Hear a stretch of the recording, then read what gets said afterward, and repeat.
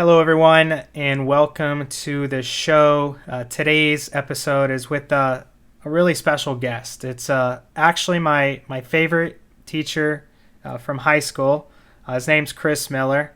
I refer to him as Mr. Miller because that's what his name was when I was in high school. He was my teacher around '07, so about 13 years ago. Really enjoyed the chat. He actually just got out of a really crazy accident just a few weeks prior to shooting this episode. He had multiple brain surgeries, so I'm super glad. This is the first time we've really connected other than text messages since. So I'm glad we were able to connect. I'm glad he's doing well. We talk a little bit about the accident in the conversation, as well as we talk about everything that's going on in the world today with COVID-19 and the school systems and if schools should open. And beyond that, we talked about how our current education system can improve, and just a really good conversation on overall state of the education system in the U.S. So I enjoyed it greatly. I'm always happy to catch up with old friends, and he truly was my favorite high school teacher, or my favorite high school teacher and favorite teacher probably of all time. So he was super impactful for me. He's an amazing man, and I hope you enjoy the episode. This is Openly Outspoken with Jeremy Adams, where differing opinions are not only accepted, they're encouraged. We are live, Mr. Miller. All right. Thanks for coming on. Thanks for having me on. It's a pleasure. I feel very honored to be part of my very first podcast. I don't even watch podcasts very often unless it's the Cubs. So to be part of one as an interviewee is very much a gratitude. So thank you for having me. My pleasure, man. I was just sharing with you before we went live that, I don't know if I've never shared this with you specifically. I barely remember anything from high school or middle school. I don't know if it was trauma, I just didn't enjoy it that much, or what, but I still remember some of your lessons from high school, and I always appreciated the time and energy and effort that you put into our lessons. And back before we had YouTube and it was easy to just bring up clips, you would segment out Seinfeld clips and things like that on VHSs. I mean, that's when you actually had to put a lot of work into creating video clips, and you did that for us. And you would compare like certain words and certain definitions with examples from Seinfeld and just things like that stuck with people like me, because I always struggled with reading growing up, and a lot of the reason was I'm not great at comprehending books, but now I do a lot of Audible and a lot of podcasts, and I'm a great listener, right? And I think just your methods just really stuck with me. So thank you for that. Thank you. My pleasure. So I know you're no longer a teacher per se. You haven't taught in a few years. What's your position currently again? I'm a career education facilitator, which used to be called an ISP, and before that was called a vocational administrator, which used to be on campus. Like on campus, you would have kind of a JV administrator who was in charge of helping the vocational teachers, and then they got moved off campus, and they changed the agenda a couple of times. And I had actually tried for this job in around 2015, and I was second in the choosing, but did not get it. And so I ended up becoming a dean at Ward Highlands Elementary, which was quite a transition because I went from teaching high schoolers for 19 years to teaching, well, not teaching, but wrangling fourth graders. And my goodness, what a difference. I mean, especially when you get to the kindergartners are a whole different, they should have a different binomial name in terms of species, because they are beautifully cute, but also crazy. That's just part of being a kindergartner. And so going from trying to coach kids on language and writing and everything else to then coaching kids on how not to eat dirt, I mean, it's just a whole different thing. But it was good because I was in the mood for something different. I was the guy who'd had chicken tacos for a month, and you love chicken tacos, but you say, no matter how much I love chicken tacos, a month of chicken tacos is maybe too much. And on day 32, you're like, maybe I'll take a tuna taco or something. Just anything different is good. Different is good. And so even though it was still a very stressful job, and I had parents that were upset that I was suspending their kids for, whatever violent thing they were doing, it was still a different stress. And after 22 years of teaching, 19 in high school, I was in the mood for, okay, I just need a different steak than this steak. It'll still be steak, but I need a different aftertaste, And so Yeah. that's what that was. That's what that was. For that position in particular, because I fortunately never got suspended growing up. My mom would have killed me, and she like made it clear if I ever got suspended, I'd be in deep, deep trouble. Do you feel like suspensions are effective and help disciplining children from your experience?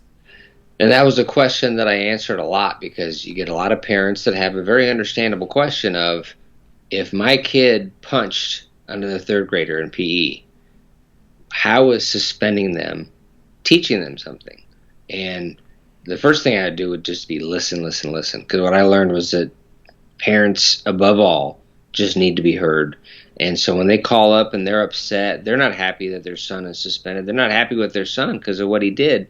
And they're probably not also not happy with me because I'm the police. And I learned, okay, first thing to do is not argue back. First thing to do is just listen to them say, and this, and this, and this, and me just listen and just let them get it all out. Because what I learned was, first and foremost, they just need to feel heard and to feel like I hear what their concerns are and what their frustrations are. Same And applies so, to marriages, right? yeah, yeah. And I so know. the only, as contentious as I would get, would just be me saying, I'm sorry you feel that way. I'm sorry. But when another kid gets punched in the nose and is bleeding, then something has to happen besides being moved at lunch. I mean, something else has to happen. And if that means that it's, that he's in trouble for being suspended and being in trouble for causing you, I wouldn't say this to them directly, but if he's in trouble and causing them issues because now how do they work and keep their kid at home, then I want that discipline to be taken out by the parent on the kid, because they're the ones that have the real power to do things like take away the Nintendo or take away playing outside or whatever the issue is going to be. And so I made my way through that. But yeah, there were the issues I'd get from parents were almost always over suspensions. Yeah, and I know I want to talk about the COVID stuff and school safety here in a bit, but I'm curious on this particular topic. I imagine, and you would know better than me from your experience, the kids that get in the most trouble, is there a correlation between maybe lack of good parenting or lack of maybe a mother and a father in a house? Did you notice any similarities there, or was it just all over the board? Because, and I asked that because if it's a 5-day suspension, which is that the most common for some sort of like basic physical altercation, 5 days? At the secondary level, yes, it's quite common. But at elementary, we tend to take it in smaller doses. Got it. I'm just thinking for a kid that's maybe a troubled kid that has a single parent, that it's going to be hard for them to figure out how to manage this kid for 3 days or whatever the date is. And that's why I'm kind of asking from your experience, does it help? Because I look at the kids that most kids act up probably because of bad parenting, right? Not all the times, but I think there's definitely something there. So that's kind of where I was going with, does the suspension help? Like, does a kid that probably, not all the time, but in many cases, maybe in a bad home situation, does it even potentially make things worse, suspending? That's a good question. I mean, it's hard for me to speak to how, what the quality of the parenting is at home since I'm not there. But in talking to parents after the fact, I would say very often you say to yourself, okay, this all makes sense because this Yeah. parent is not particularly great with communication or soft skills and is loud and kind of angry just by nature. But another big part of it was kids not being given their medication, which is frustrating because these kids may have chemical issues and they've been prescribed medication to help temper those issues. And yet the parent may not give them their prescribed medication that morning. And so what you get is you get a teacher who's in charge of like an EBD classroom, which is emotionally disabled and behaviorally disabled, or a TUB classroom, which is even more extreme. And these are classrooms that are focus points for problem behaviors with special teachers who are specially equipped and prepared to work with kids who have these behavior issues. And you'll get teachers that'll call you up and say, listen, he's not had his meds, because they know when he's had his meds, because he acts entirely more just more accommodating and more able to focus on the tasks at hand when they're on their meds. And when they're not on their meds, they are just running wild and violent and talking back and being ugly and messing up, disrupting the entire classroom. And so that is sometimes, like I said, used almost as a power push to the parent that, listen, because he stood up and did, six cartwheels and then knocked over 3 desks, we're going to have to suspend him for the rest of the day. And hopefully tomorrow that will inconvenience you as the parent enough that tomorrow you will take the 7 seconds necessary to give your kid the prescribed medication that he or she is supposed to have, so the rest of the day could be positive for the kid and for the classroom. And so that was often kind of a method. Yeah, and that makes sense. And I know there's no easy answers to a lot of these questions. So, and you have much more experience and expertise than me in these cases. My 30,000 foot view just on the whole situation, I was just curious with that. So, and for listeners that, don't know, we didn't make it clear, I grew up in Chris Miller is based in Marion County, Florida. And Marion County, Florida, I guess the best way to describe would just be kind of a rural area. I'd say more low income. There's not like a big city other than Ocala. It's a lot of inconsistency, I think, with parenting and income levels and quality of lives for these kids. So that obviously adds into complications. How would you describe Marion County in one sentence or less? What? I would describe it, because people think Florida and they picture palm trees and stucco and flamingos and the beach. I would say Marion County is more like if what you envision about Alabama did a parachute in the middle of Florida, and you say, okay, what if we just postage stamped a bit of Alabama in Florida? It would be, because it's rural, it's charming. There's a lot of good people here, but there is a little bit of a different culture and a different vibe, I think, than you see on the coast and in South Florida. And even in Orlando. I mean, you have Orlando, which is an extremely progressive city, and then an hour and a half north, you have Ocala. People always like, when I say I'm actually lived in Silver Springs, but no one ever knows where that is, so I just say Ocala because it'll save me time when I don't feel like talking to them. But they're like, Ocala is so beautiful, all the horses and stuff. And I'm like, yeah, right there near 200 in downtown Ocala is like, there's like a really beautiful part of Ocala that I haven't even explored that much myself. And then there's outside away from the highway for 50 miles each way, which is Marion County, which is a whole different world than I feel most people that drive through Ocala experience. And I will say Marion County is beautiful. It is. And the horse country is gorgeous, and the horse farms are beautiful, and the animal life. And in terms of just the strategic distance in the state, it's perfect. I mean, you figure if you want to live in Ocala, you're an hour from the beach on the East Coast. You're an hour from the beach on the West Coast. You're an hour and 15 minutes from Tampa. You're an hour and 15 minutes from Orlando. You're an hour and a half from the Georgia state line. I mean, to be in one place that's so equidistant to so many desirable sites is pretty outstanding. Yeah. And I'm surprised that we have such affordable land and property here, because I mean, in terms of, I mean, we just are like a web that can just dart out to all these beautiful places, satellite to us, which is pretty impressive. I agree. It was always, I lived right off State Road 40, and you could take 40 all the way to Daytona when I was Hmm. younger, when I first got my car at like Hmm. 17. Just pop on 40 and like an hour. You know, how I drove, Yeah. maybe. I think I probably got there in 45, 50 minutes a couple times. Yeah. I maxed my little Civic out. You had that Civic too, I remember back in the day. That little Civic. Or I was it had Accord? it was an Acura Integra, Oh, that Integra. black That's one. right. Yeah. Yeah. Yeah. Yeah. Yeah, so that my buddies had Integras. I don't know if you remember, but my Dennis had an Integra and Mark had an Integra. Uh, I had a so black Acura Integra, and one of my weirdest memories was I'm on the highway and I've got the sunroof open, and the sunroof literally flies off the top of my car and lands in the grass off to the side. And so I went home without a moonroof, as they call it. And then I learned through my uncle that I guess I didn't know at the time that glass is free to repair through insurance or my insurance company or whatever. So they came and replaced the moonroof for free.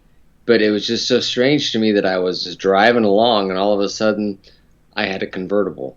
It's just weird stuff. yeah, I they were always pretty well made. Maybe not so much the body of the car, but they ran forever. So those Honda engines, Yeah. Acura is the higher end Honda. So you Yeah. basically had a nicer, cooler, Yeah. more prestige version of my Yeah. Civic. And it was stick. I love and it's stick. I did used to drive my girlfriend in college at UF. She drove a Civic. It was a '92 Civic, and I loved the manual on it. I mean, and I love the manual on my Integra.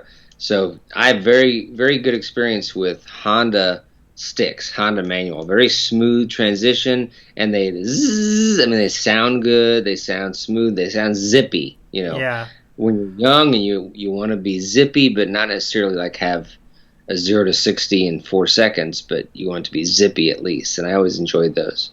100%. I used to think it was fast until I had my Tesla a couple years ago, and then I realized my Honda is like terribly slow. But that's okay. You don't have anything to compare it to when you're 17. Right. So I'm super grateful you're having the chat with me today too, because and it's I'm very thankful you're here. You just got out of the hospital. You were unfortunately in a really bad accident. Can you share a little bit about what happened there? And for those watching on videos, actually, you can see Mr. Miller's scar on the top of his head there. Yep, that is still healing up. I hadn't done the numbers until my wife pointed it out to me. I had surgery on July 15th. I had a second surgery on July 15th, and then I had a third surgery on July 19th. So I had three brain surgeries in 4 days, and it hurt like nothing I've ever felt before. I mean, the pain was incredible. The aftermath of the pain, just the head pain, the inside your head pain, the cranial pain. But what happened with the motorcycle was in October of, well, actually it was September a couple years ago, we were on our way to a best friends animal sanctuary event in Jacksonville where you go and you volunteer to help animals get adopted. And they're a no-kill shelter. It's a great cause.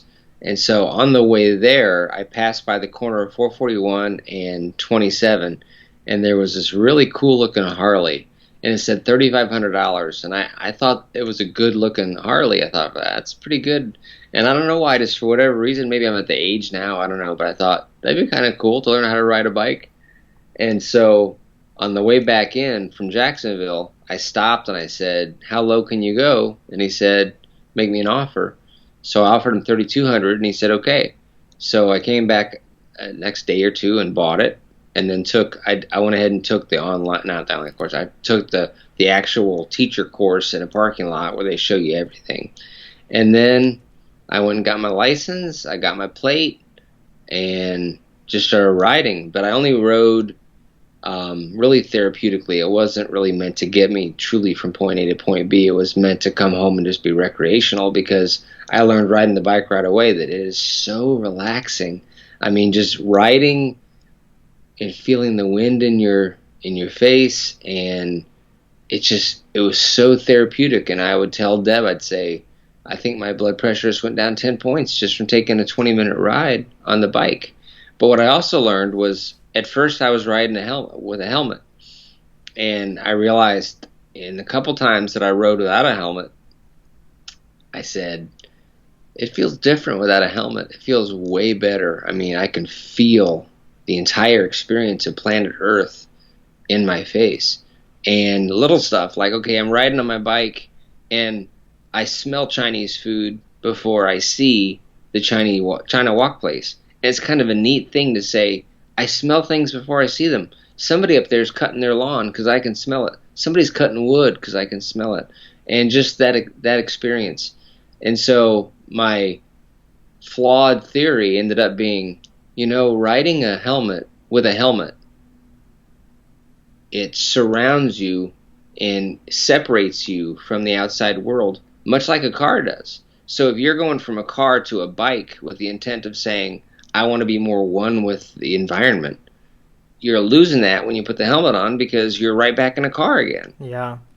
And not to mention, I like to be able to see everything without having my periphery, blinded by the helmet. And so I just really got used to riding without a helmet. And then on May 4th, Star Wars Day, I had my old roommate from UF, Colby Thyssen. He came, and I invited him to come up, and we'd go out to Mojo's and have some chicken wings. And so he came, he brought his bike, because he had bought a Harley. Actually, I think he bought, I forget the brand of bike, but a different brand of bike. And we rode together to Mojo's and ate, and then we came back later at night. It's like 9:30. And on the way back into the neighborhood, and I have no recollection of this because I don't remember that day. I don't remember the next day. I don't remember the day after that. I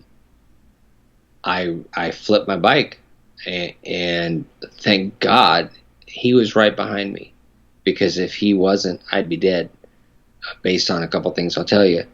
He saw like the lights flip up in the air, and he said he didn't know at first what that was, and then he realized I'd flipped my bike. And so he pulled over, and he had to keep me from getting up. He said I was moaning right away, and I was trying to get up, and he was keeping me from getting up. And he called 911 and got the ambulance on the way.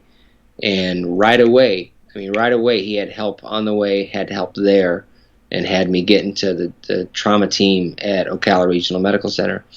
And when I got there, the surgeon, Dr. Main, who was there and who saved my life, he told Deborah, he said, when Chris got here, he was dying. And he actually said this right to my wife afterward. He said, if I had not been here with another patient, if I'd been at home, Chris would be dead.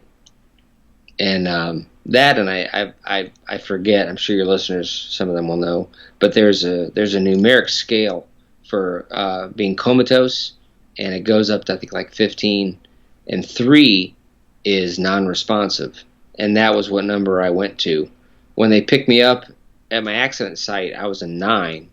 And then by the time I got to the hospital, I was a 3, which on this scale, I forget what it's called, Glasgow or something, on that scale, it essentially means, the nurse said, that's pretty much as dead as you can be without being underground. And so I was just, wow. I mean, I came that close to being done. And so they put me back together, and I don't even remember waking up. I don't recall when that was. My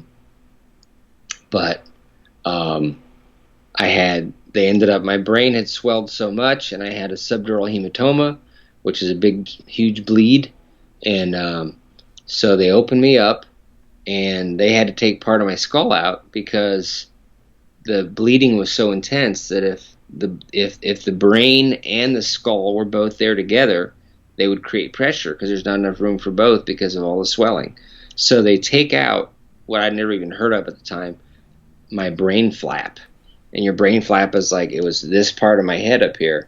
And they took that out and put it in a freezer and said, okay, we're just going to keep this out of your head while your brain heals. We're going to take the hematoma out so you don't die. Because they said if we leave that in, it will swell and it will cause you to stop breathing and you will die. Wow. So they took out the flap, they put it in a freezer, and they said, we'll put this back in when your swelling goes down, and it's safe to put it back in. And they said some people have with this surgery, they have their bone flaps actually put in their abdomen. Like they cut it open and put it in like Luke Skywalker in that Star Wars where he gets in the animal, and they stick the bone flap in there, and then when it's 3 months later, 4 months later, they take it out and put it back in your head. I'm glad they didn't do that, because that would have freaked me out to know I was walking around with my skull and my belly. But it was in a freezer, and I'm a little bit OCD, and I was like, you guys do know right where my skull is, right? I mean, this isn't something like in the back behind the pimento beans or something. And they said, yeah, we know right where your skull is. And but then I got I had a little bit of a hydrocephalus problem, which is a water on the brain issue, and that was in July. And so I went and saw them for that, and they said, we probably need to put in a shunt to make sure that we keep the fluid in your brain at a good level. And they said, while we're in there, we can go ahead and do your bone flap, which they told me they wouldn't do until September. So I was like, well, great, so I can be done, because there's the whole idea of, okay, so I had brain surgery in May when I had the accident, but now I'm waiting until September to have multiple additional brain surgeries. That's kind of a bummer, because I'd like to be done. I mean, I'm healing, but I'm not healing because I know you're going to undo it all again. So when they said we could do the bone flap now, I was like, yes, because then even though it's going to be multiple surgeries, at least then I'll be done with surgeries and I can just focus on healing. And so they did that on July 15th. They did the bone flap, and then later that day they did the shunt. But then a couple days later, they came and they saw me. I was in ICU, and they came and saw me on the 19th, and they walked in, and they just very matter-of-factly walked over and said, you have a blood clot in your brain, and we have to operate right now to get rid of it. And I'm a pretty worry. I worry a lot. So I'm kind of thankful that they did that with 10 minutes before the surgery and not a day before the surgery, because I would have been up all night thinking, I have a brain blood clot. What's that going to mean? How bad is the surgery going to hurt? I didn't have time to worry, because they just came and told me about it, and then 5 minutes later they were wheeling me down to the OR, and that hurt, of course. But thankfully it was not a subdural hematoma like what I had from the motorcycle accident. A subdural hematoma, from what I understand, is deeper in the brain and is more problematic. But just a regular hematoma is on the outer part of the brain and easier to get to and less problematic. And so this one was just a regular topical, I guess, hematoma. So easier to get to and not as dangerous, but still, drilling in your head to take out a blood clot. So that was, kind of scary. And then after that, it was just pain. I mean, just the pain from it was immense. And no matter what drug I took or whatever, they wanted me to take extra strength Tylenol, which I thought that was like the baby painkiller, but that's what they wanted me to take. So I thought I was going to get some kind of major league painkillers for brain surgery, but it was extra strength Tylenol, 2 every 6 hours. Oh my gosh. And they didn't help much, but I kept taking them. But it was, at night I was messing with all sorts of pillows that would sit me up, pillows that would, and I was always asking how much longer until I could take another Tylenol, because the pain was just immense. And then I went back in again because I fell down. I stood up and then I fell down because from the brain surgery, it's taken me a while to get my gait back and everything.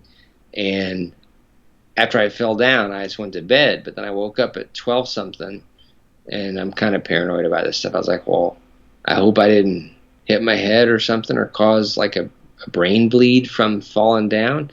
So we went into ORMC and said, hey, I fell down. Well, actually, we called them, and they said, well, it wouldn't hurt to come in and get it checked. So we went in there expecting them to say, you're fine. It was no big deal. But they said, no, you've got hydrocephalus again. You've got water on the brain, which can make you do weird stuff. It can make you act funny. It can make you not make sense. It's disorienting. And so they adjusted my shunt. which was at 7, which keeps more water in your head. And they knocked it down to a 5, which gets more water out of your head. And I felt better almost instantly. And I've just been so thankful since then, because I have been able to enjoy life since then. Like, I don't have constant pain. Because I told you, I think pre-show, the pain was so bad at a 7 and constant. Again, 24 hours a day, just the worst head pain I ever had in my life, migraine times 5. And I was thinking, this is not a good way to live. This is not a way I want to live. I don't know what the answer is, but this is not it. I cannot go on like this. And so thankfully, I feel good now, and I'm working on all my PT. I can now work on PT. I'm walking all over the place. Now, I've gone from walkers I didn't even know existed, something called a Hemi walker, which my big joke is I drive a Hemi Challenger, and now I walk with a Hemi walker.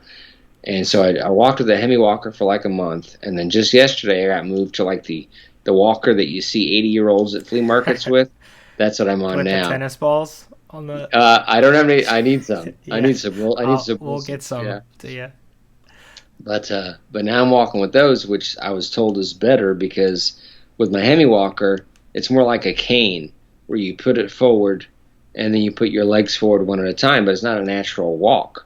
But with this walker, you do the natural, it's a natural gait, so it will better prepare me to throw it away and just walk like a regular person again. So that was the change yesterday. But I feel much better. I'm walking better. Everything's better. But it's only been 3 weeks, and I had a nurse come today to take a blood draw, and she said, "So how long ago was your accident?" I said, 3 weeks. I had surgery 3 weeks ago. And she said, "Oh." And I could tell from the way she was saying it that she had thought that I had been healing for longer than 3 weeks, which made me feel pretty good. But yeah, so now it's just a matter of getting all this stuff healed up. And although I want my scars to smoothen out, lighten up, my biggest thing after that time with the crazy headache is, as long as my head doesn't hurt, I can deal with anything. Yeah. Well, thank you for sharing that. And yeah, super, super glad you're okay, man. I just remember seeing that initial post on Facebook, and I was like, holy shit, my heart just dropped. So I'm glad you're recovering, and I'm glad you're, chatting with me today too. Thank you. Me too. And I was lucky because I had no internal organ damage. I had no neck damage. I had no spinal damage. I had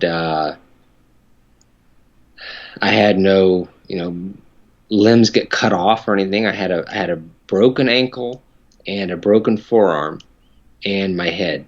And that's a lot, but I mean, it could have been so much worse. I could have had a heart issue. The big thing I could have had was a spinal issue. I could have been paralyzed or whatever. And so I feel very fortunate. That, and just the fact that I'm 3 weeks removed from 3 surgeries in 4 days and a major accident with no helmet, and I feel like pretty much myself, which I think is like, I'm just so grateful, because I didn't see myself have an accident, nor would I want to see it, but I suspect I was very close to some very awful things happening. Thankfully, it did not happen. Yeah, I mean, if there's one positive of all this, at least you didn't miss any Cubs baseball, the last couple of months. So that's true, and I want to point out an irony, since you're my former English student, and this is some irony. When I first got the motorcycle, I thought to myself, I want an NFL helmet with a motorcycle mask. And how cool is that? So I went on eBay looking for it, and there were none. So I thought, okay, trying to think like a Jeremy businessman, if there's demand for something and no supply, then that's an opportunity for supply to meet demand.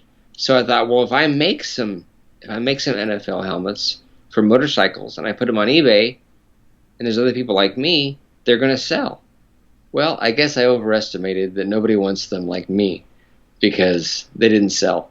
And I even went with teams I don't like, just because they were high market teams like the Cowboys, which I despise, and the Packers. Ugh, I'm a Bears fan. I gotta hate the Packers.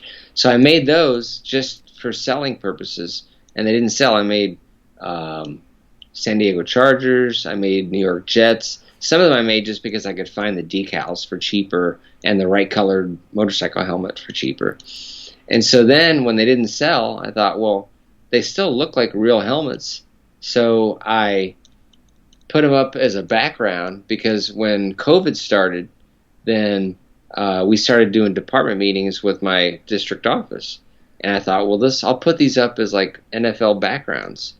And so the irony here is that I just had all those brain surgeries because I did not wear a motorcycle helmet while I was riding a motorcycle. Yet at home, I had You're 7 selling helmets. Yeah, selling helmets and I have like 7 of them.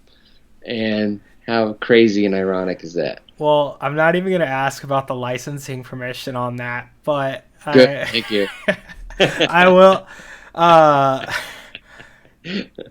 The failing part, though, I mean, it's the story of my life. I mean, if I can get 1 out of 10, I'm a winner. That's why a lot of business owners and entrepreneurs, it's tough because, but fortunately, hopefully it wasn't a big capital outlay, and you could test the waters a little bit before going, mortgaging your house or something. Yeah, no, it was just like 6 or 7, and they're like $100 each. And honestly, I enjoyed making them. I enjoyed the artistry of getting the stripe just right and getting the decal just right, and I mean it was kind of fun doing that. So it's an NFL. You're saying it's a helmet that looks like an NFL helmet, but it's actually for motorcycles. Is that so? Yeah, let me find one here.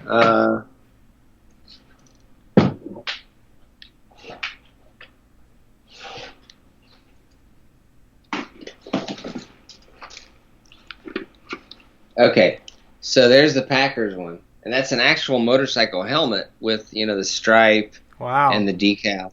And then I ordered the motorcycle bubble mask instead of a wire mask, and so yeah, you just put it on, and you're wearing a football helmet that's actually a motorcycle helmet. So unless you're like me, you're not wearing any motorcycle helmet. You're just making a date with the trauma team. What were they retailing for? I think I usually paid about $100, so probably like 125, 130. All right, we got to talk about those margins a little bit, but so appreciate you sharing, man. That's a insane story. Glad you're healthy, and hopefully get to spend some time in person too. The last time I saw you, I think, was at Mojo's that night. We had wings, yeah. So that's where I was that night. That's Ocala's hidden jewel is Mojo's. It's a cool spot. So I got to tell you one other comment that the surgeon made that Deb kind of got not a kick out of, but that she said kind of alerted her to the gravity of the situation, was that one surgeon came in and said, "Well, we got one piece of good news. His eyes are still attached." How bad is it when somebody says, "The good news is your eyes are attached"? My gosh. Well, I guess, I mean, yeah, that's positive. Actually, I did have one more question on it, and it's kind of a cliche question, but I feel like for something like this, it's very applicable. Do you feel your perspective on life and what you're doing or family or anything like that has changed since like where you are now compared to a few months ago?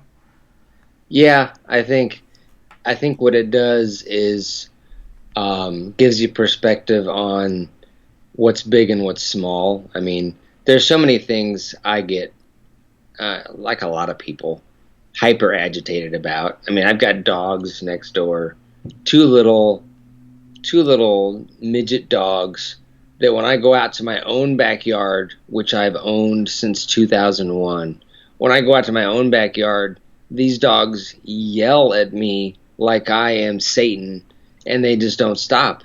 When I go out and do a fire, which I do frequently, I do a fire and I cook salmon and I have a beer.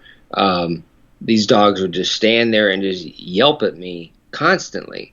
And I would get pretty, I mean, it would really get me ramped up.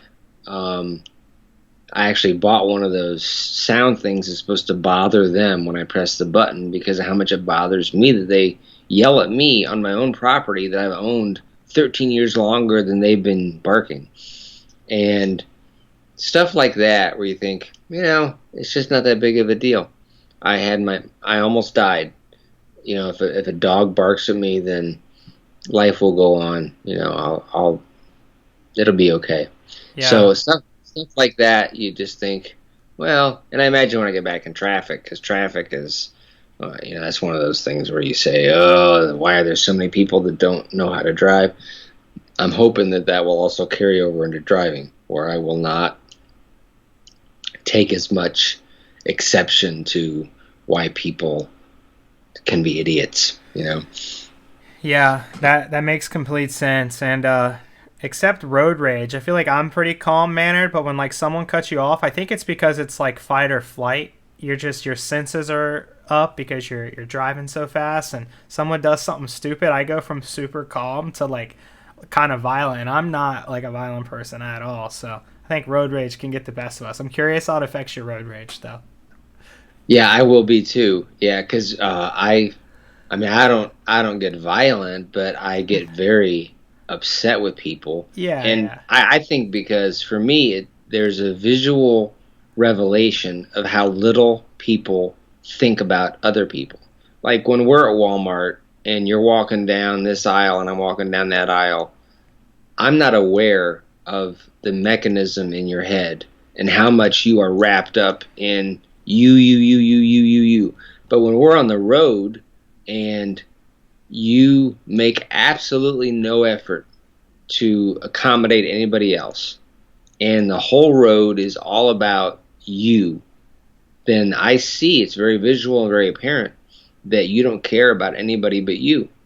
Or if somebody's on their phone and not paying attention to anything, and as a result, I miss the light. Or the worst, my absolute worst these days is it's one of those left-hand turn lanes that has the red light arrow and the green light arrow, and it turns green for the 9 cars to go ahead and turn left, and only 1 car gets to go because the second car is on their phone, and they're too busy doing their Snapchat to let themselves and 7 cars behind them go. So now 7 cars behind them will all wait at that red light a second time. Why? Because your Snapchat was just that important. And that's the kind of stuff where I say, you think it's all about you. This is a society. We live in a civilization. If you want to go live in Montana in a cabin, you can worry just about you. If you're going to live in Ocala with 70,000 people, part of that arrangement, part of that social contract is we all respect each other. Otherwise, you're not doing your job and fulfilling your obligation. And being on your phone when the light is green that's an issue for me. I feel you. That's why I got rid of my car. I don't have to worry about that anymore. I walk everywhere, Uber everywhere now. It's actually a really great life. I haven't had it for 7 months, and it's been solid. So, all right. So I want to chat with you about everything that's going on. Obviously, the big controversy right now is letting kids go back to school, and I actually think it's crazy that all kids in the country aren't going back to school because, and I'll read some stats to you. I brought up some overall CDC data, but I found this chart from the state of California, which is about 40 million people as of August 9th, 2020. So it's very updated data. We're recording this on August 11th. In the whole state of California, I'm on the California Department of Health. Under 5, there have been 0 deaths from COVID. 5 to 17, there has been 1 death from COVID. So 0 and 1. I mean, that pretty much correlates. That's basically in every state in the country. Like under 18, under 14, COVID just has basically no effect. There's a lot more deadly things. So why are we even at this standstill? Why is there a debate? Why do parents want to keep their kids from going to school? I imagine the ones that don't want them to go are just simply afraid of the pathogen and afraid of how that could be spread to their parents or grandparents, or what can happen as a result. That would be my guess. As for me, I mean, my stance on it is that I I kind of look at it almost like global warming and climate change, where I say I don't know. I'm not an expert. I'm not an epidemiologist, and I wouldn't. For me, I would be hesitant to want to have control of what happens over society health based on my input. I want the people who know the stuff clinically and expertly know the stuff to make the decisions in much the same way that if I were to analogize that to my brain surgery, I'd say I don't care how many articles I read on brain surgery. I don't care how much my neighbor has read about brain surgery. I don't care how many programs I watch Dr. Phil talk about brain surgery. What I care about are the people that have performed 1,500 brain surgeries and who have medical degrees in brain surgery. Those are the very few people that I want making decisions in charge of my mental health.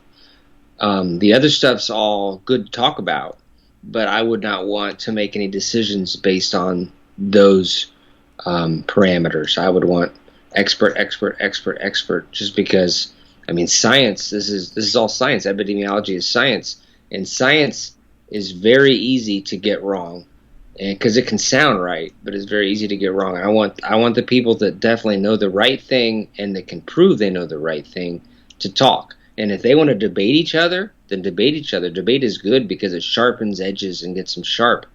We had to find out if that bucket actually holds water, and the only way to find that out is if we put water in it. So we let them talk and then be challenged by other experts, and then we see what consensus emerges, and then that's what I think politicians should listen to. Yeah, and on the brain surgery side, I 1,000% agree with you. On this particular case, because there's been so much conflicting information, the good thing is there has been thousands of brain surgeries before yours, so they had experience to where they got to yours, and they just knew comfortably how to handle the situation. With COVID-19. There's been so much conflicting information from the CDC, from Fauci, from the WHO. But what we do know is it just doesn't affect children. And I guess that the big thing that I see, and then again, this is just me, we expect all these other people in society to work their essential jobs. So the teacher unions, and I want to talk to you about teacher unions because I'm not the biggest fan, because I don't necessarily like that there's a government union working against the government, but you would know more about unions than me because I don't want to talk to you about that.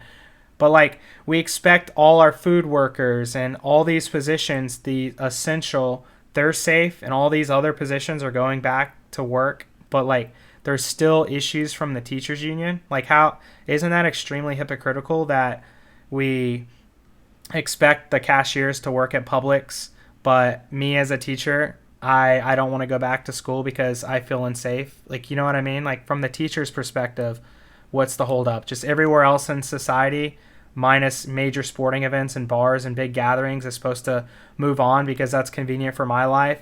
But like, we're not quite ready to open up schools, if what I'm saying makes sense. Yeah, and I think a lot of that has to do with many teachers being not so young. And, you know, we hear a lot about how older people are more in danger with the COVID. And a lot of the teachers are in their 50s and 60s.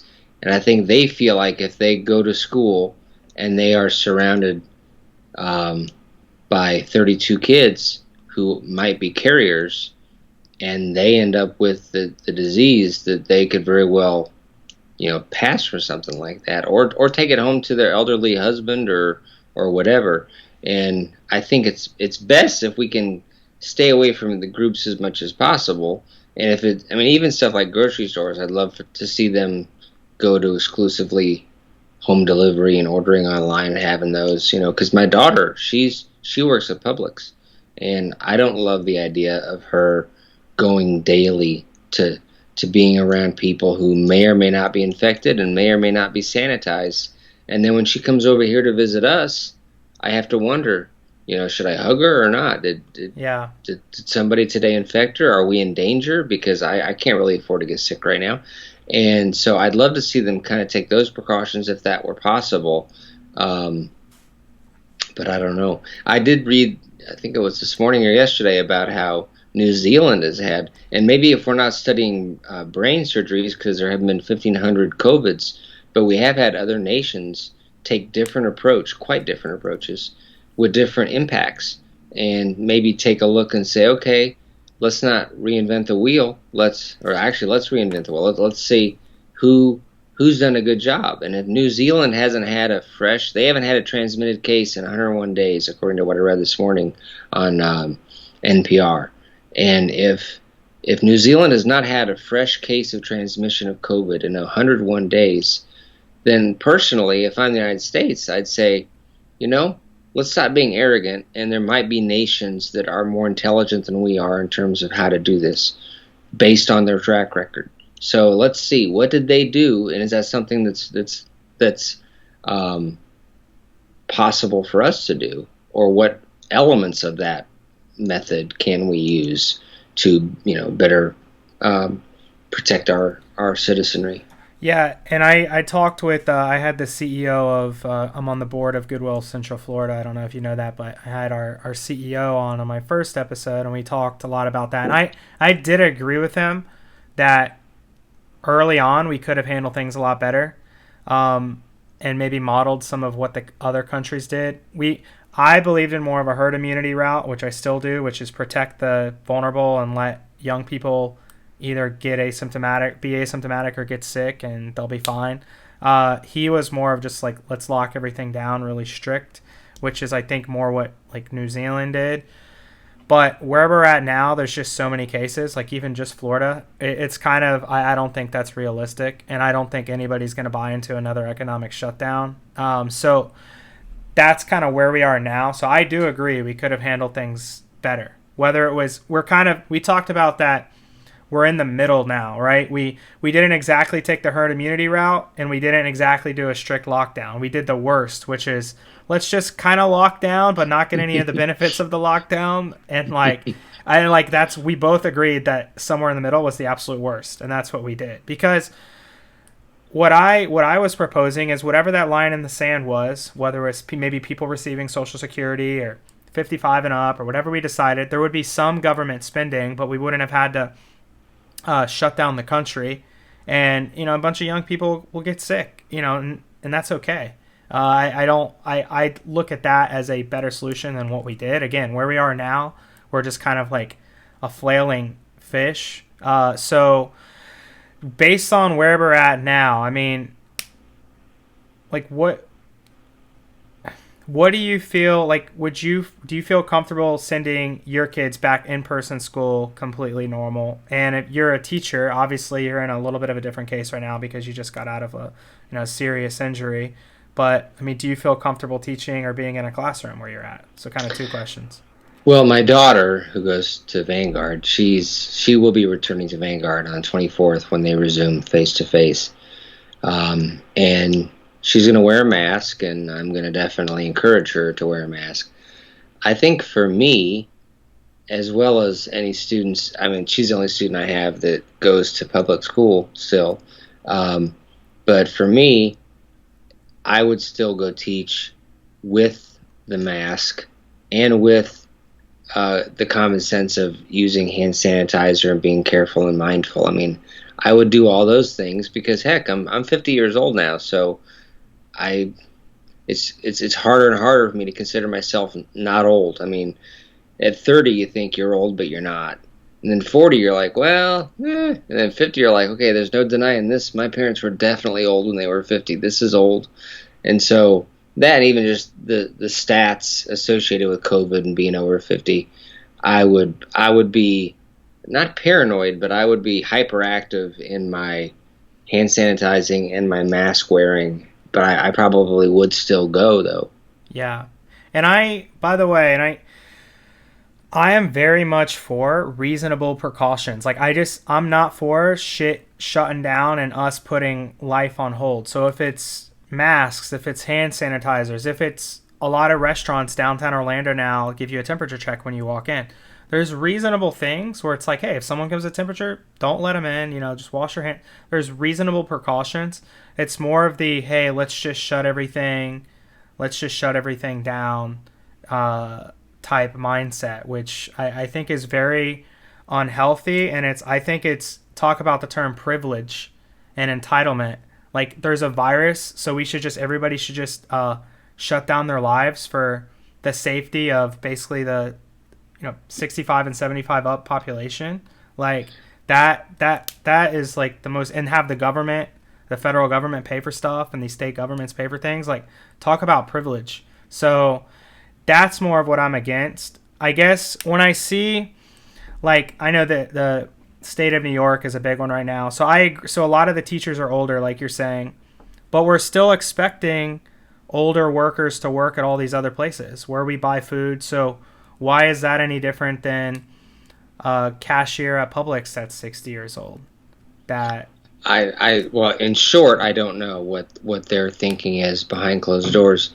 But if I were to hazard a guess, I would say that one is more urgent than the other. I mean, if I had to choose between which one can you do without, Chris? Can you do without your kid? Can your kid do online learning but not go to school? Or can you not have food for a week? Which are you more able to survive? And if I were to multiply that and say, okay, a month without food or a month with my kid learning to do online schooling, I would say I'd be more apt to accept my kid learning online schooling, because people do online schooling all the time. I was an online school teacher for the University of Phoenix for a year and a half. And so that can be done. But I can't eat my bread, through the computer. So my guess is that it's probably just considered a more fundamental need to survive. I don't disagree with that. If we were just talking about learning, you would know from Marion County specifically, because we talked about it's, a more lower income county. The school becomes a safe haven for a lot of kids. It becomes a place for them to maybe get out of a bad household. It becomes a place to get a guaranteed meal. School isn't just education for a lot of kids, especially in elementary and middle, where they're not really like able to fend for themselves yet. High school, by the time you're like a senior in high school, it's probably great, to just not go to school, just hang out with your friends all day and like drive around and go on vacations and whatever. But when you're 6 years old and maybe you don't come from the best background and maybe you don't get the best meals, I look at it as just much deeper than that. It's not black and white, in my opinion.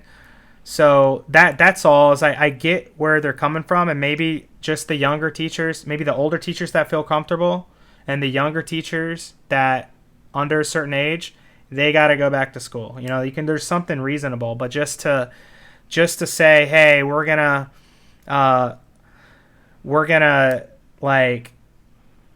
strike, and I'm putting my life on the line to teach and stuff like that. Like, I just think that's really crazy, and I view it as kind of selfish, honestly, because we're asking everybody else in society to be out in public and operate, on a virus that, the CDC estimates around a 99.6, 99.7% survival rate, most of those being, 75 and up deaths, right? So it's, I get it, it's real, but it's also, like, I think it's important to look at the data, and I just see, like, it's such a big controversy, and I don't see why it has to be such a big controversy, especially, again, like, with the data, that it basically doesn't affect kids at all. I mean, there's probably a million things that have killed more kids in the last decade than COVID-19. It's just like I just don't even know why it's such a big discussion. And parents are just extremely worried about sending their kids to school. I know part of it is the teachers, but part of it is the parents as well. And I mean, we can listen to doctors, and I agree with that, but we can also look at CDC data and recommendations. And the CDC director just came out and said more kids in high school are committing suicide and overdosing than dying from COVID-19. And that's the director of the CDC. So I know I just went on a little mini rant there. I appreciate you dealing with that. But I'm just curious to your thoughts on everything there, that it's just it's much bigger than just in-school education. Yeah, and of course, socialization and peer support and safety, those are all important factors. Now, in Marion County, we do have, at least spring of last year, we had our county was still delivering food to the kids that weren't making it to school, so they were still getting a food supply.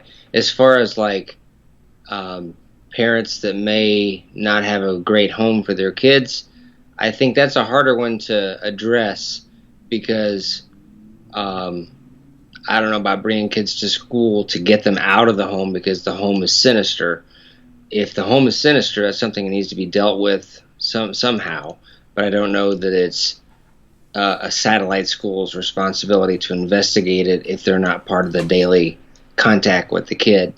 Um, but but yeah, we do need socialization. We don't know what's going to happen in terms of how long this is going to be. I was reading a couple of weeks ago I don't remember the specifics of it, but it was about the length it takes to get an immunity and to get an immunization, to get a vaccine. And I didn't know it took as long as it takes. I mean, I was kind of like a lot of people when this all started and said, well, let's just get a vaccine in a year and we'll just, do the best we can.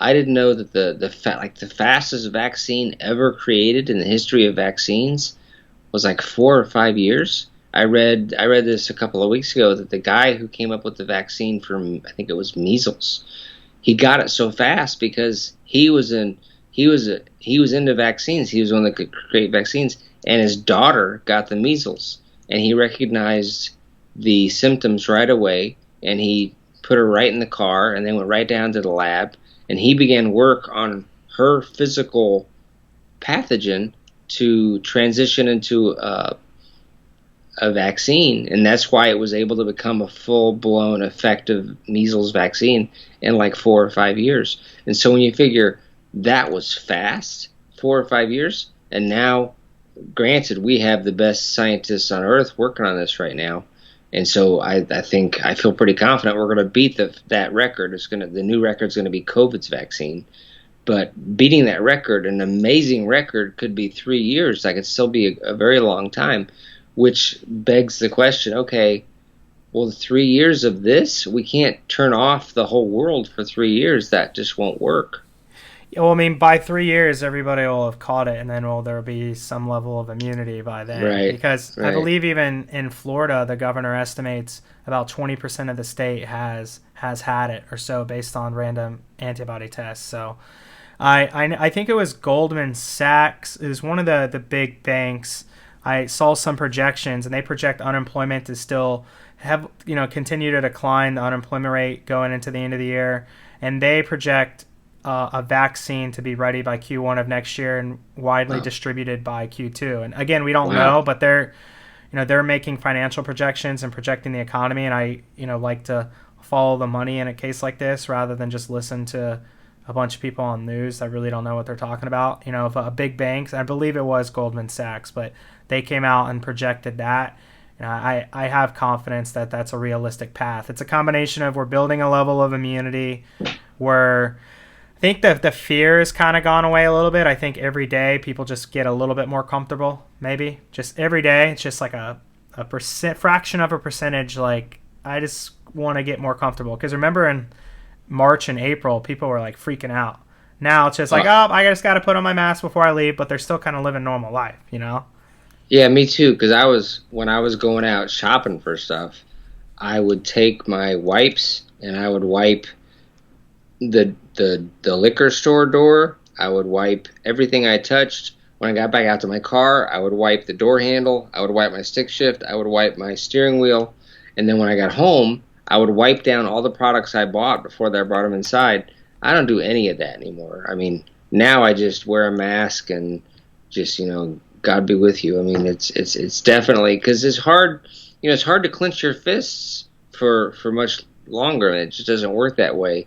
So yeah, I agree. And I tell you what, if we end up having a vaccine of Q1, Q2 of next year, that also has the power to change the narrative of this whole thing. Because honestly, it feels like, anyway, to me, that right now the narrative is, okay, here's this awful pathogen that we mishandled, and it feels like the United States is not as smart or mature or prepared or effective as a bunch of other nations were in handling an obstacle. And that's not been our narrative as a nation. I mean, World War II, the Great Depression, we've always been the nation that could overcome anything and that will show other countries how it could be done. And so if we end up, if the United States manufactures a vaccine early next year, that could kind of, I think, transition this entire narrative to, hey, we just did a vaccine like twice as fast as any vaccine has ever been created on the planet. And now we're going to fix this. And that can kind of bring us our biceps back as a nation of can do, you know. And fortunately, and again, obviously it has taken the lives of many people, but I would say fortunately it's not as deadly as we initially thought. And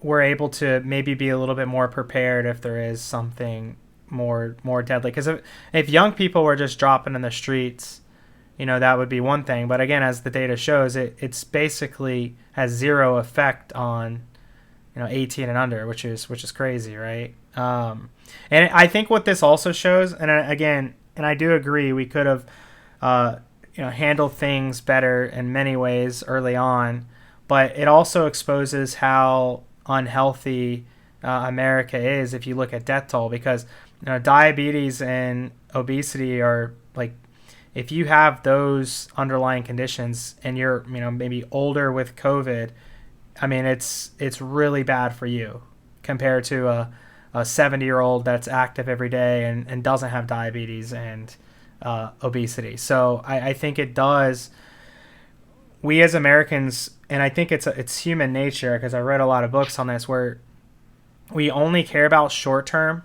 We're very bad at thinking about long term. Like, think about like retirement savings and stuff like that. Like, people are just really bad unless they're just really forced almost to think long term. And I think this is exposing how important health is for us. Like, if we were healthy as a nation, I think we're about 160,000 deaths. Our death toll would be much lower if we were healthier as a country. Again, we can point blame at politicians and government leaders and young guys like me for spreading it or whatever, but ultimately, if we were healthier as a nation, then I think the death toll is much, much lower. So I think leaving this, we're more prepared for a more serious pandemic, as well as I think we gotta get our shit together health wise. And I can tell you, for quarantine, for me, like I got a lot. I'm the healthiest I've been my whole life in regards to like diet, exercise, like a lot of habits I had from as a child. I just kind of stuck those, because these are patterns you create for years, you know, that whatever was around the house and just shitty diet habits and stuff. And I've honestly the best I've been health wise. So I am, you know, grateful for the shitty quarantine for that. And I've always thought, I mean, it's probably an oversimplification, but I've always thought as human bodies as analogous to cars. And if you are having to endure something like COVID, you got to drive to Toronto. And if you're driving to Toronto, the single biggest thing you need besides gas is your car needs to be in good shape. You're not going to take a 77 Nova with 3 tires to Toronto, but you can take a 2018 Tesla to Toronto. It depends on the condition of your car, the quality of your car, and that's us on a daily choice. What do we eat? What do we do? How do we behave? What choices do we make?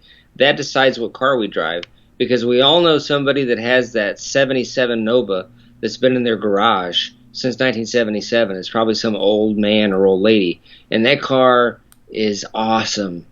And we all know the one that's had it on the street, and that car is only 10 years old and is garbage. And it all depends on what the choices you make daily, and that's what you get. And the body is the same way. Just your heart and your brain and your skin and sun and sunscreen and water and all the rest of the stuff that makes us healthy. Yeah, I agree. And I think this is a wake-up call for us, and it's something we've known, but I think this is the first time there's just been short-term negative effect on our poor long-term decisions. You know, and that COVID exposed that, right? Yeah. And it made it undisputable, because a lot of folks were like, at the beginning, they're like, well, is this even real? Is this even a real disease, or is this some kind of conspiracy?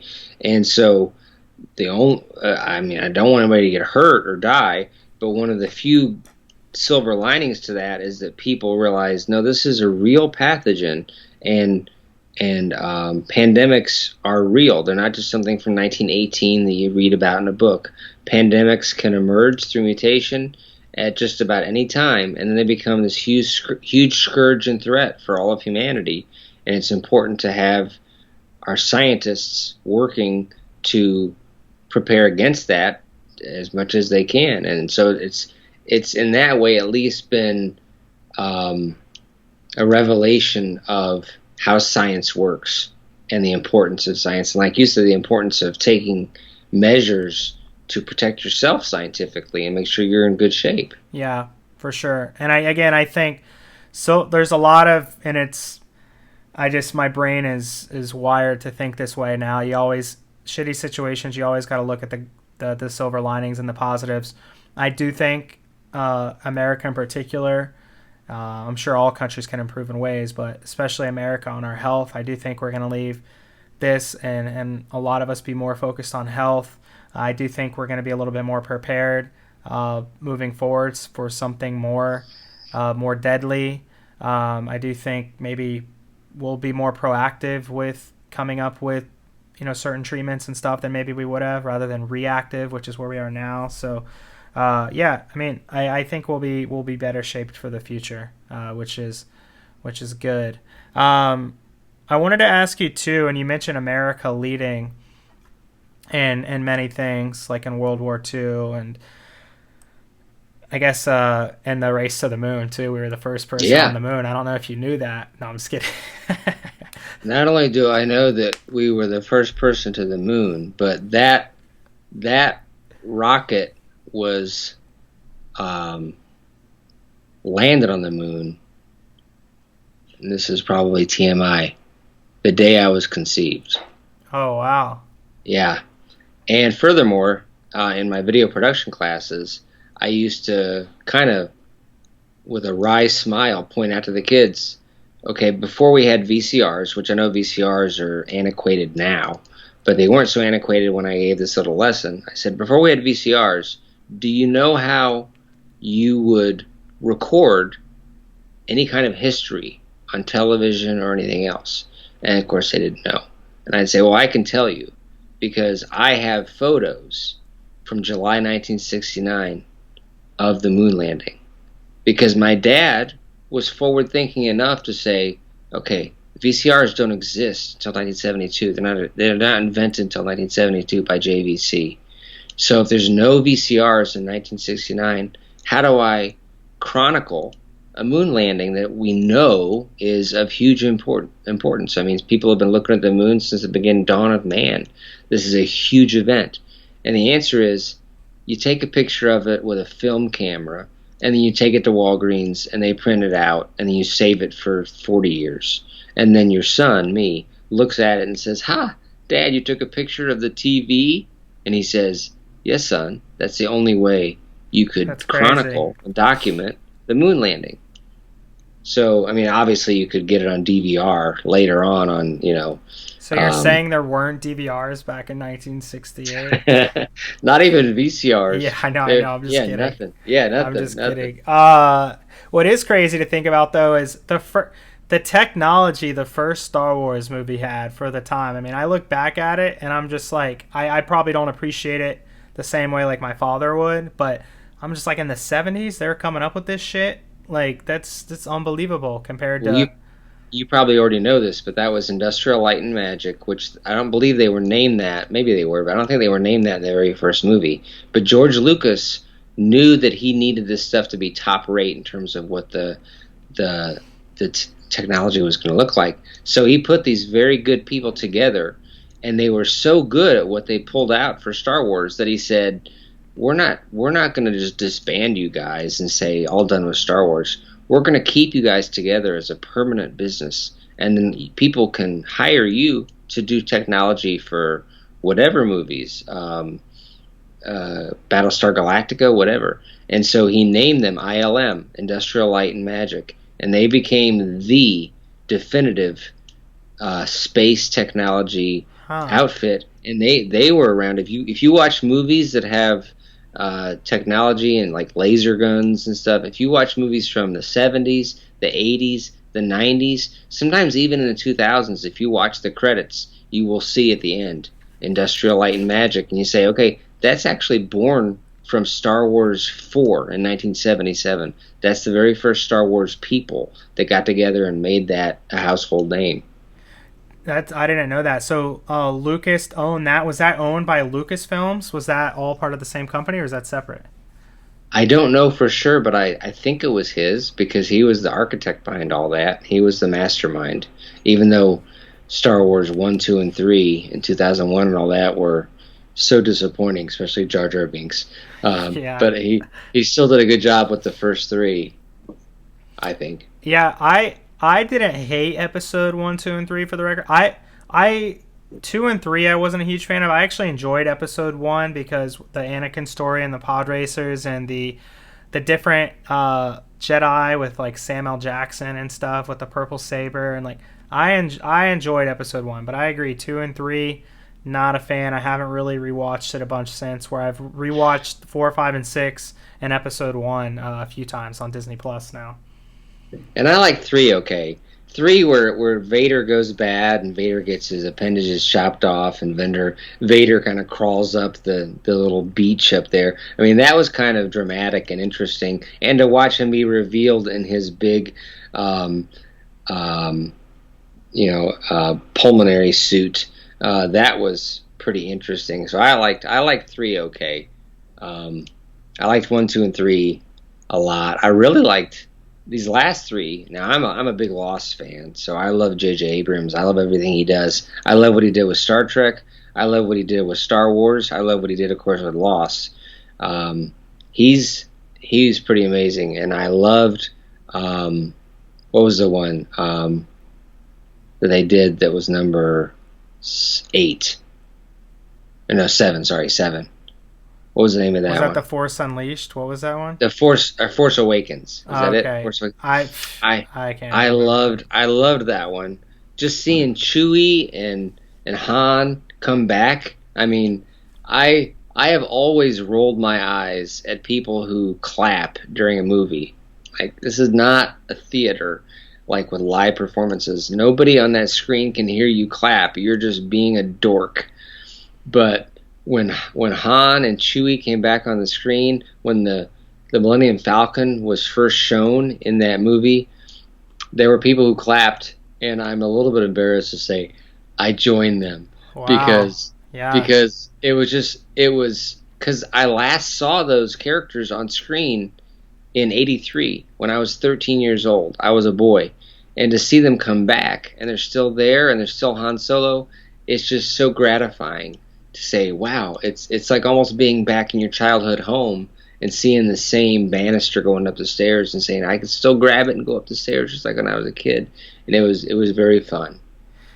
Incidentally, J.J. Abrams, who directed that, if you've ever seen the movie Regarding Henry, it's a lesser known movie with Harrison Ford, and the basic story is that Harrison Ford is kind of a douchebag, and he gets shot at a convenience store buying whatever cigarettes. He gets shot in the head, and when he recovers, he's completely different. He's a nice guy. He loves his wife. He feeds the ducks. He's considerate, and the whole story is this trajectory of he went from being a douche to then everybody likes him better after the accident because it changed his personality. Well, in that movie is one very interesting moment. He orders food or something, and the pizza person or whoever the food delivery person is that brings it to him answers the door, gives it to him, tells him how much it costs, and Han Solo, or Henry in this, Harrison Ford, gives him the money, and off the guy goes. Well, the guy is like a 20-year-old J.J. Abrams who will one day direct Lost, who will one day direct Han Solo in the movie that he dies in. I mean, it's pretty cool that here's J.J. Abrams as pretty much a nobody, and he would later on become director of some major work, including Star Trek. It's called Regarding Henry. Regarding Henry. All right, I'm writing it down right now. Really cool. I'm into some old flicks like that. I'll check it out. Yeah, and I was in your, for people that don't know too, I was in your English class junior year of high school, so that would have been 06, 07, and then I was in your TV production class just because I enjoyed you as a teacher and I needed a cool vocational for my senior year. So your TV production class for 07, 08, and I graduated in 08. So it's been 12 years since you taught me. I remember you sitting right in front there, and I just told the story of your essay this morning to my nurse that came by and gave me a blood draw.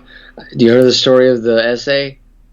What? I don't think so. Maybe I do. Okay. All right. Well, junior year when you were my student in English, you did an essay for, I think it was, I don't know if it was a research paper or if it was a literary analysis paper, but you did an essay, and I gave you like a 70 something on it. And the next year, senior year, you submitted it to your senior English teacher, and then you got the results back, and you brought it to me, and you're like, you see, look at this, Mr. Miller. And you said, I submitted this to you last year, you gave me a C. I submitted this to her this year, she gave me an A. She's not very demanding, Mr. Miller. And I just always found that so entertaining. Yeah, I mean, that was my entrepreneurial heart. I mean, I try to get the most done with the least amount of effort. That's how you run an effective business. I can't be working all the time. No, I think your class too was an interesting thing for me because I enjoyed it, but it was also very difficult. And I think I always got C's and B's where I was fortunate. Maybe it's just I was born with a good IQ or what, but I always got pretty good grades. I graduated with honors, and I never really worked that hard to do that because I just never really enjoyed school. I could just somehow study last minute and get a B on something and whatever, do homework last minute, get a B, and whatever I needed to do to just get by. But I enjoyed your class, but it was also extremely challenging on me, and I feel like you were the only C I had that year, but you were my favorite class too, which was a weird combination. I had the same thing with physics my senior year of high school at Urbana High. I could not get an A in physics. I could not. And I did my usual song and dance and then got a B my first quarter. And then I was like, oh, okay. And so I was like, all right. And I actually came home and said, I've never tried my hardest at any class, but I'm going to try my hardest at physics because I'm going to get an A. And I did try my hardest, but I never got an A. I actually got a C. It got worse. I mean, physics kicked my butt. And I tried my best, and I memorized all the formulas and did all the labs and everything. I just could not. I knew I was not supposed to be a civil engineer because physics was kicking my butt hard. Yeah, so we're wired differently. That's something Jordan Peterson talks a lot about. We don't have to get into the whole gender differences, but I think all of us, either gender or just how we're born, some of us are good at certain things and some of us aren't. And I think we learn that in careers. Yeah. I wanted to talk to you about, back to the America being the best thing. One thing we're seem to be declining in on a world level is just our education, our quality of education as a country, how we rank compared to other peer nations. What do you feel is, if you were in control and you just had a magic wand, what are some things you would do differently with the education system than what's currently going on right now to improve the quality of education for kids? Can you plug me in, please? Sorry, I'm getting my adapter for my laptop as I'm down to 5%. That's a great question, and as long as I've been around and reading and listening, and certainly as an educator, the United States has lagged significantly behind other nations in terms of educational worth and performance and rank.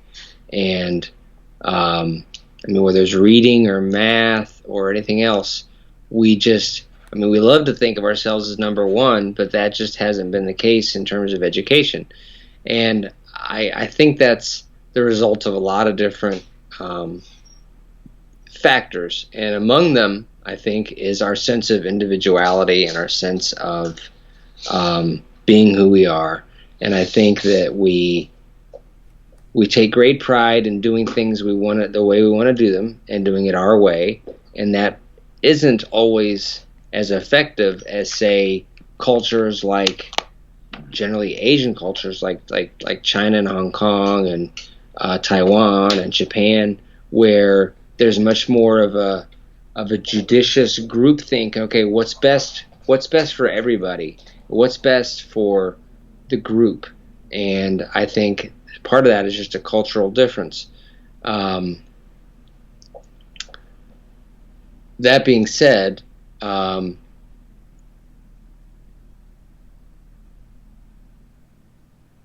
would love for us to do more. I don't really have any suggestions except for people to, well, I have one that I'm hesitant to mention because he's such a controversial figure, but I always actually admired this position. It's very radical, but I think it makes great sense, and I think it's doable, particularly with the money we've found ourselves able to spend recently due to pathogens. A man, Newt Gingrich, if you know who Newt is, he is a very, very polarizing figure, but a very intelligent man. He's a strong Republican. I mean, he's a smart, old-fashioned conservative. Yeah, he is. And he made this suggestion, I don't know, it must have been like 20 years ago, and it just kind of stuck with me.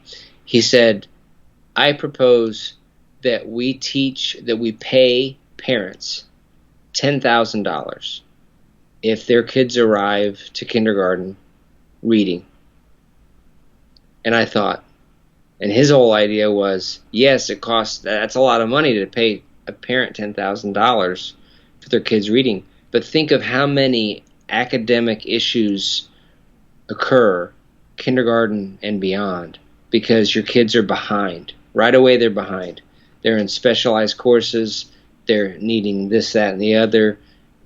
And he said if we can motivate, incentivize for students to go ahead and do some reading prep before they enter high school or before they enter grade school, then they will enter ready to be proficient and ready to not fall behind and ready to learn in kindergarten. The school is a good place. It's a fun place. I understand what happens here. I'm good at it. This is a positive atmosphere, and I can't wait to get back to next year for first grade. And I thought, I think maybe that would make sense if you just paid people up front to just make sure your kids are reading, get them the head start, because we do that anyway with a whole bunch of Head Start stuff before kindergarten anyway. But if the parents take ownership of it, I just thought that's a pretty decent idea. And maybe it's not, but to me, it's always seemed like it would be a good idea. I mean, money talks, right? I mean, that's what I was just talking about with COVID-19 vaccine projections. I take what an investment bank says seriously because, when it's people's money on the line and there's investment dollars involved, then there's, I listen to that more than just a random politician that's trying to stay in office. So I do like that idea. I've actually never heard that before. That could just end up being some sort of tax break or some sort of tax incentive every year based on if your kid comes to school. I think that's something we could start getting creative in that Republicans and Democrats would probably agree on.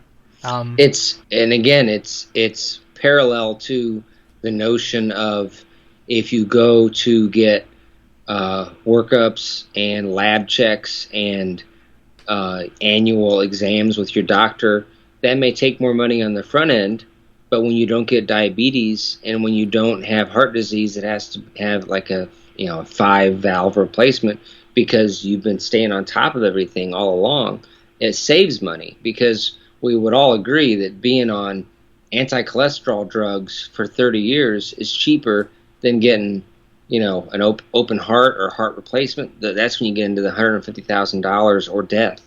Yeah. And so if you can take care of it as you go, it's a matter of are you willing to be smart enough to pay up front so that you don't have to pay 10 times as much down the road? 100%. And I want to do an episode on on like farm subsidies in the farming industry, because I'm really interested in that, because that's not like our farming is not true capitalism. A lot of what gets hated on as capitalism in this country, like bailouts and stuff, is not capitalism, to be clear. Capitalism would be just letting these companies fail, which is more what I'm for, is like companies have to fail if they're not providing proper value to the market. But I know it goes with food too. I know cost of food has gone down drastically because of laws made in the 70s to make food more affordable. So cost of food is still very low. We shouldn't probably be paying $1 for double cheeseburgers, but because the cost of food is lowering, the cost of healthcare is actually rising as it's lowering, because the quality of food we're putting in our bodies is so bad. So we're going to pay for it one way or the other. We just have to look at it and be like, what's going to end up costing us more long term and saving us more, and what's going to be better for society. So I like that. I mean, what are your thoughts on the whole? And I know this isn't a conservative argument that I tend to agree with.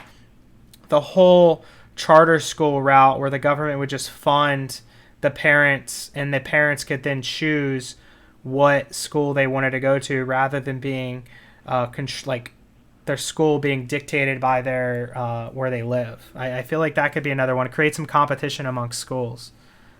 And I've never, as a public school teacher, I never really researched charter schools, but my position would be, as long as all of the demands are the same. Yeah. As long as they are expected to take the same tests, the same evaluations, and jump those same hurdles as a public school. Because the only place I'd say it's not fair is if they're getting money but not expected to have the same output. We all got to have the same output and have the same challenges, because then it's apples and apples.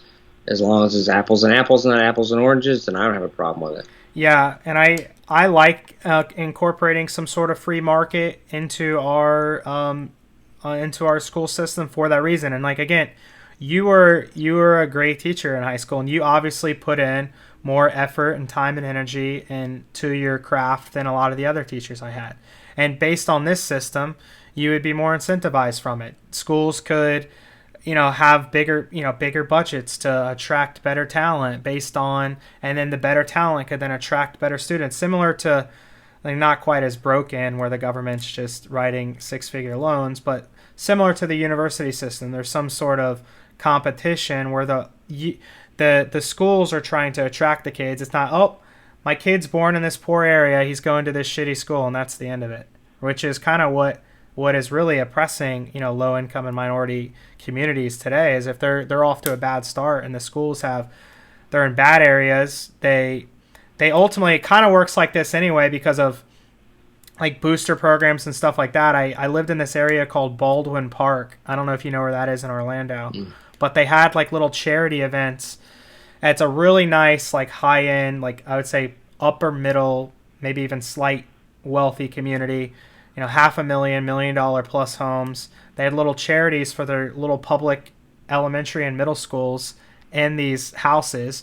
And then just like one night, I think it was like a Tuesday night, they raised like 30 or 40 grand for this school. Just like a little cocktail hour. Guys are just, here, I'll throw in 3 grand, I'll throw in, like, it already kind of exists anyway based on the location of the school. And even public schools that are in better areas, they raise more cash because of that reason. So thoughts on standardized testing. I can tell you that was what I hated the absolute most in schools, and I think it's really stupid. I don't like standardized testing at all. What are your thoughts on that? I think since Jeb Bush initiated the whole school grades and everything, the standardized testing has become disproportionate in its emphasis in the system. And I think it can kind of be soul-sucking to not just students, but to teachers, because I think a lot of teachers feel like they are disproportionately focused on, okay, it's not about rapport, it's not about the ministry to the kids, it's not about maybe going off on a digression about this poem, it's about making sure that they can get letter C instead of letter B on number 17 on the test when it's given. And that can kind of take away from the joy of teaching. And, teaching, and this is something else, I'm going to sound like a Newt Gingrich fan, which I'm not, but Newt Gingrich, one of the things he also said was, he said, teaching is a ministry. And I like that he said that, because it showed me that he recognized that teaching is not a business, because we heard for so long, you should run education like a business. And I always said, okay, so that means we're going to get a 1-hour lunch at Chili's, right? Because we're not. We're going to get 25 minutes of tater tots, if we even get that, or a granola bar over a garbage can.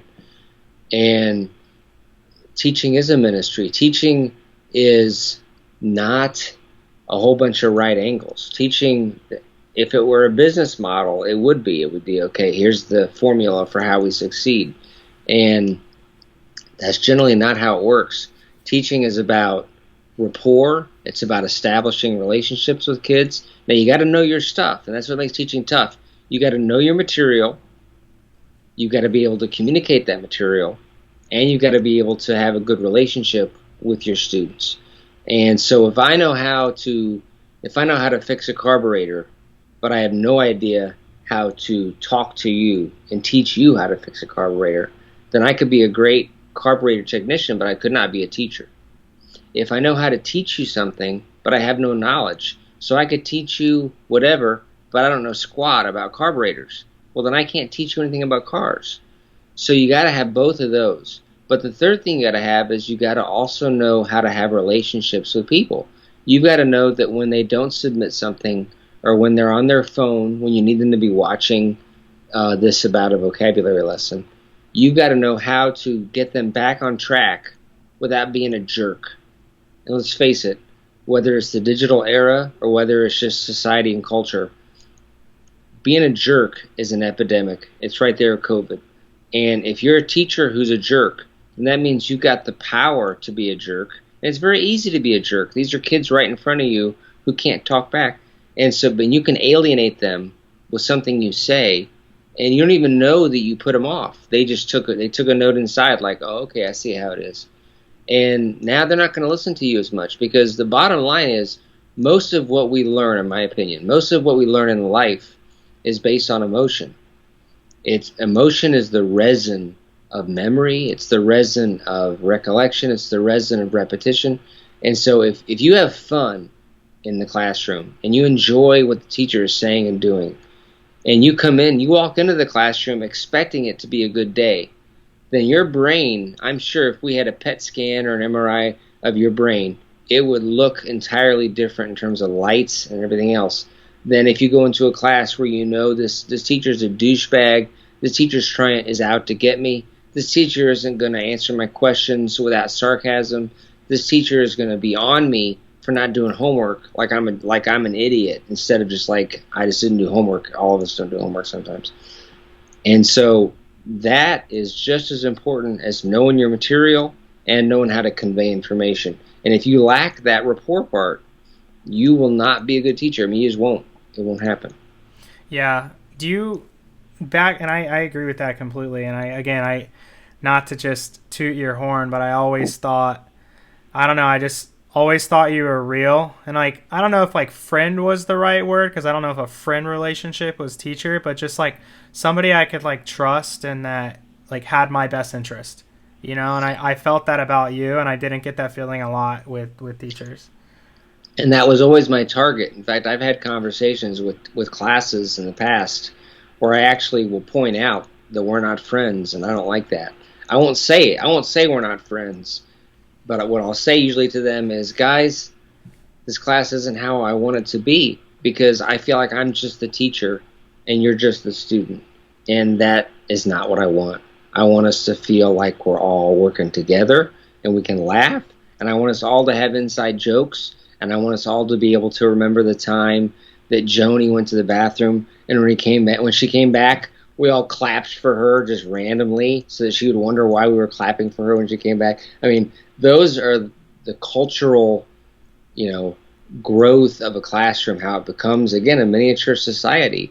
And if you're not doing that and you're not achieving that, then I don't want to say you can't be successful, because you can be, but you could be more successful, because it should take on that kind of tune. And so, yeah, I would be sad when with certain classrooms, I'd be like, we're not. And I would sometimes tell them, I'd say, we do less in here because we're not as close. I'd say, ask second period, ask third period, ask fourth period, ask them what we did today, because it's not what we did today. Because with some classrooms, unfortunately, you just say, okay, I can't relax as much around this group because they will kill me. You give them an inch, they'll take a mile. It's like the dog that you let out, and they just run around and bite everybody. I mean, sometimes that happens with a class, and it's a bummer, and you do the best you can.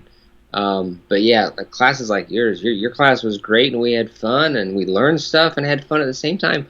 And if you're doing learning the really right way, it should be fun. Learning is fun. That's why I continue to read stuff, because it's fun. Absolutely. On the standardized test, like, do you think it's possible, like, to just get rid of standardized testing, or at least place less importance on it? Or, I mean, that's, again, like, you'd like be held back a grade if you didn't pass the FCAT. Like, I just think I remember, I think it was, when's the last year you take the FCAT? Is it 10th grade? Do you not take it junior or senior year? I can't remember. I don't think so. I'm not certain. I was always great at math, so I got a 5 in math, and then I got a 2 in reading. And I'm obviously probably not an actual 2, but just based on the test, I was a 2, and I was in like remedial classes the next year with kids I'd never been in classes with before. I'll say it that way, because I was in honors and stuff, and I'm like, just because I got this 2 on my FCAT, if I got much lower, I could have been like even held back, which would have been insane. And I just, like, do you think there's too much importance and focus placed throughout the year on these standardized tests, to where it takes away from the learning and the fun aspect? I do, and I would wager that, I mean, I don't have any numbers, this is just me guessing, but I would wager that 90% of teachers would agree that there's too much emphasis on testing. Most teachers want more of the ministry, so to speak. Again, the non-90-degree stuff where we can talk to our kids and reach our kids and build with our kids, rather than try to check box after box after box. Now, we've always had standardized testing of some kind. I mean, even before FCAT and such, we had HISCIT, which was something we'd shut down everything for like 2 days a year and have the kids take standardized tests. So there's always going to be some kind of standardized test, and that's okay. That's like doing your taxes. I mean, we say, okay, we've got to evaluate where we are numbers wise, and that's all right. It's just a matter of, if we were doing taxes every week, if every Friday we had to do our taxes for what our income was that week, we'd say, I should be taking time making money, not checking my IRS numbers every Friday. That's a good analogy, actually. Yeah, I like that. And I would also, the old analogy I used to use was, if you want me to win a marathon, I'll do my best. But if you have me stop running every mile to take all my vitals, to take my blood pressure, to take my heart rate, if you have me doing that every mile, I can do that. Just understand, I'm not going to win the race. That's not going to happen. You got to pick one or the other. Yeah, I like that a lot. Well, let's.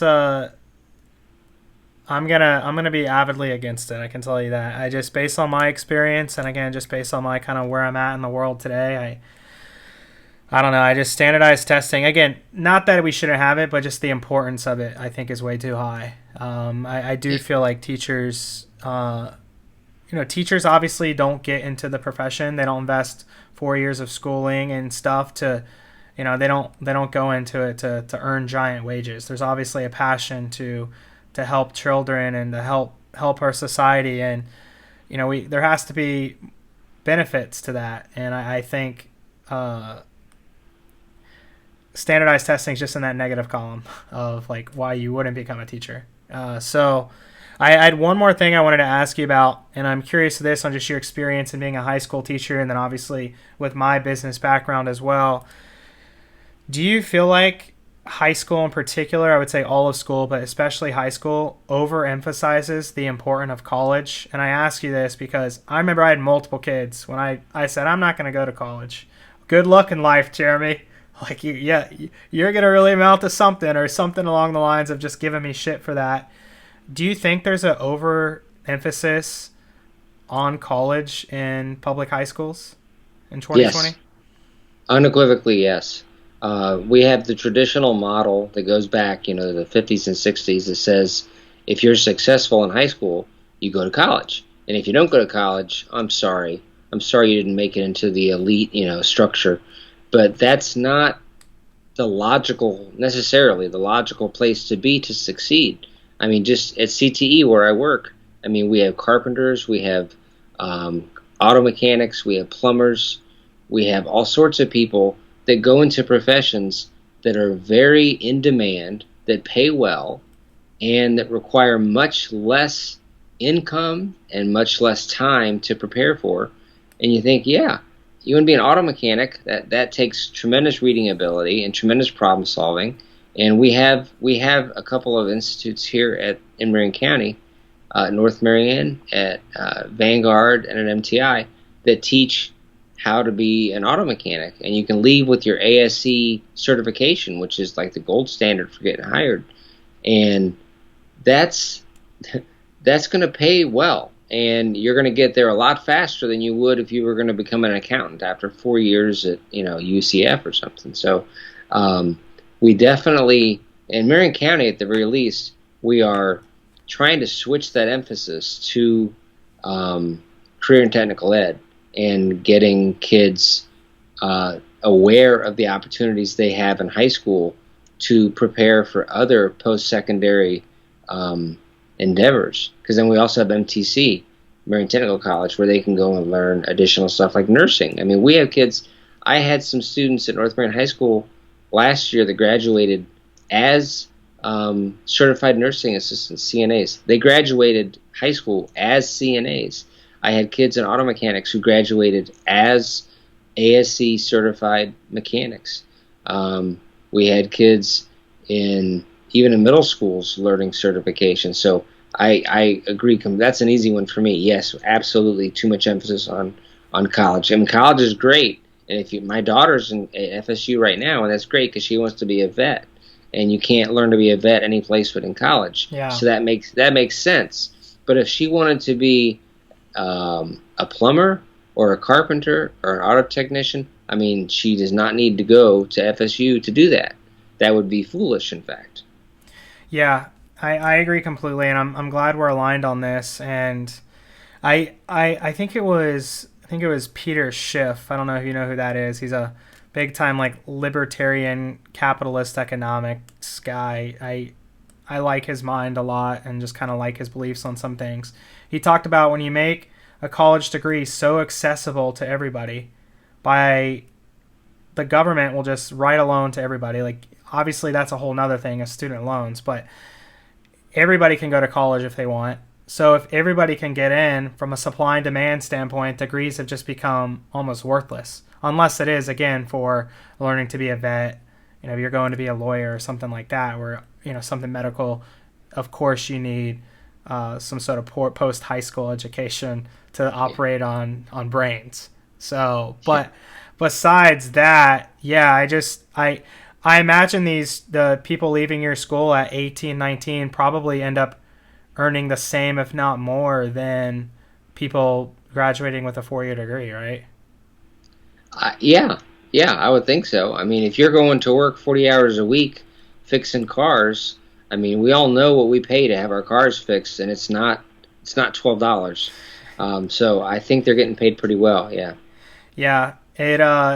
I do feel like there will be a shift. I know, like, electricians, plumbers, welders, I mean, they can earn well into six figures and be younger too. Be in their 20s and 30s. I mean, there's not that many 4-year degree jobs that you can earn income like that. And I think it's just the demand is high. We're continuing to build shit. We need stuff done. We need stuff fixed. And a bunch of 22-year-olds with general degrees isn't going to really help us with that. So that's right. That's right. Is there anything else that you wanted, anything school related or anything like that you wanted to share to my listeners? Or anything you want to share. It doesn't have to be school related. I mean to pigeonhole you like that, but I don't think so. I think you've asked good questions, and I appreciate getting to talk about all this stuff. It was really enjoyable, and I like your program. And it's good to see you, Jeremy.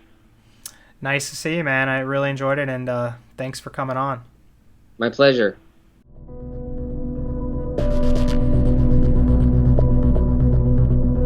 Thank you for listening to Openly Outspoken with Jeremy Adams. If you haven't already, make sure you subscribe to the show on your favorite podcast player so you get updated when new episodes are live. If you enjoyed this episode, the best way to support is to leave a 5-star review and share the podcast with people in your life that you feel would benefit from these types of discussions. Visit openlyoutspoken.com for additional details on the show. Find out how to connect with Jeremy on social media and learn more information about Jeremy's personal and business life. We'll see you next time.